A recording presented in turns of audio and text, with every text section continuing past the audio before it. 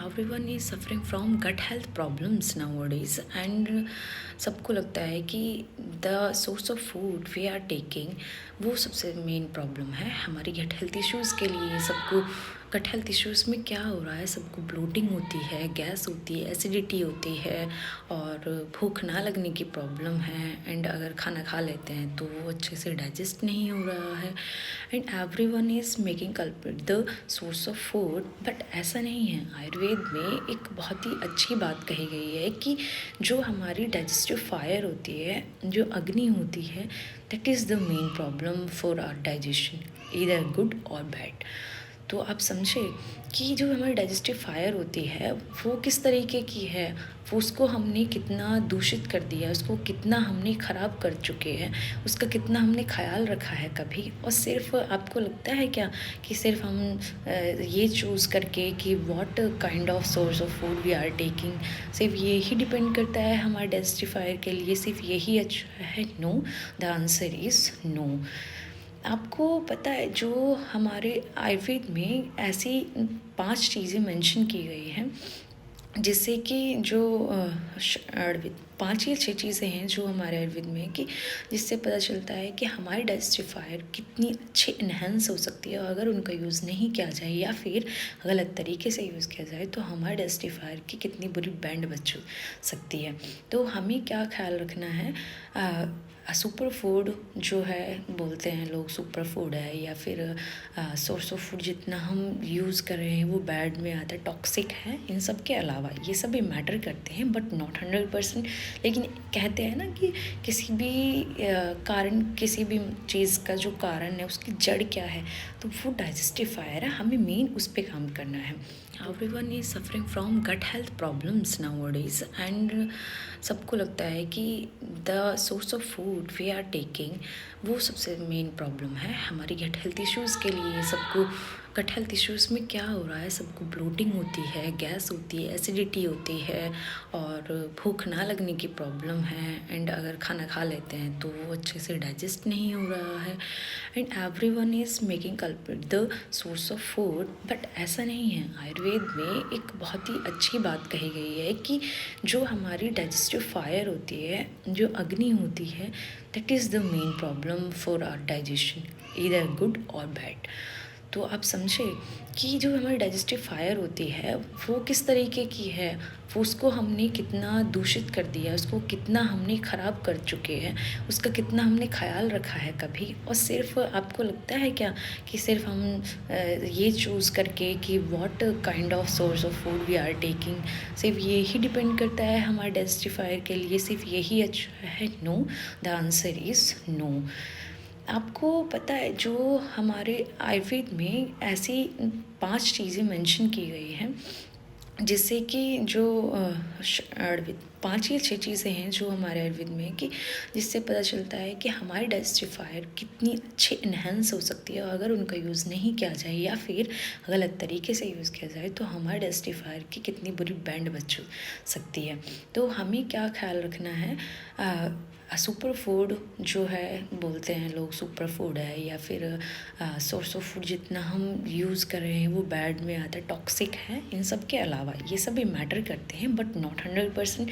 लेकिन कहते हैं ना कि किसी भी कारण, किसी भी चीज़ का जो कारण है उसकी जड़ क्या है, तो वो डाइजेस्टिव फायर है, हमें मेन उस पर काम करना है।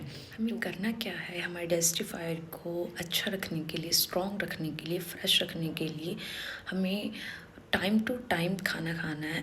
Time to time doesn't mean कि हमें घड़ी के अनुसार खाना खाना है, हमें क्लॉकवाइज खाना नहीं खाना है। हमें टाइम का यहाँ पे आयुर्वेद का मतलब है कि जब हमें भूख लगे, जब हमारा खाना पच गया हो, अगर हमें लग रहा है ना कि यार भूख लग रही है, तब हमें खा लेना चाहिए। अगर उस टाइम पे आपने डिले किया तो इससे भी आपके डाइजेस्टिव फायर, जैसे क्रोधित हो जाना और अच्छा अब खाना नहीं दोगे, ठीक है मैं ये कर दूँगी वो कर दूँगी, this type of reaction are digestive fire gives to us and वो हमारे हेल्थ पे उसका इम्पैक्ट दिखता है, वास्तव में दिखता है. So try to eat the food at the time of your hunger reaction. तो उसको आप समझिए, अपने जो हमारा बॉडी उसको देता है, हमारे हंगर रिफ्लेक्स को देता है, आप हमें उसको समझना पड़ेगा अपनी हेल्थ को. एक पॉइंट.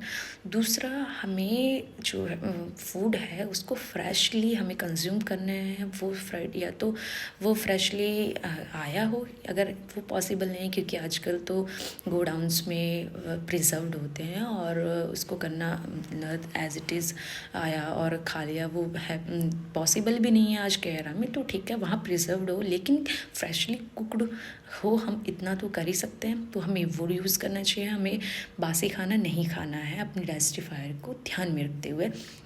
थर्ड थिंग इज़, हमें एकांत एकदम शांत होके कामनेस के साथ, हमारा जो माइंड होता है ना, वो मेंटल स्टेट बहुत ज़रूरी होती है. बहुत सारी चीज़ों में उसके बहुत सारे रोल है. तो हमारा एक जो डाइजेस्टिफायर उसको मेंटेन करने के लिए भी मेंटल स्टेट का बहुत बड़ा रोल है.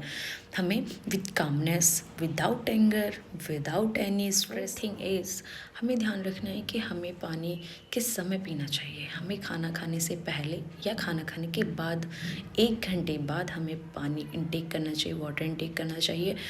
हमें बीच बीच में पानी नहीं पीना चाहिए.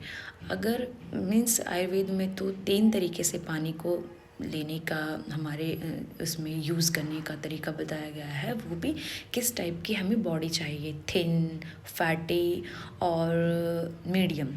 जैसी हमारी है वैसी रखनी. अगर आपको उस पर वीडियो चाहिए तो you can comment me, I will upload it according to Ayurveda.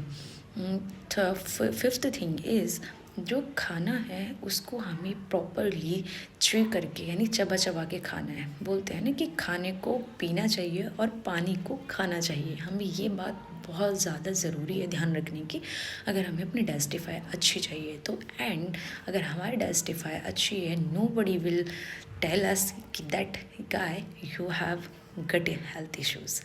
तो इट मीन्स हमें ये 5-6 चीज़ों का ध्यान रखना है. एंड आयुर्वेद का तो सच में हमें वरदान मिला हुआ है. हम अगर उसे यूज़ कर, और देखो लाना कुछ नहीं है बाहर से, no effort will be use to do follow this, to do this.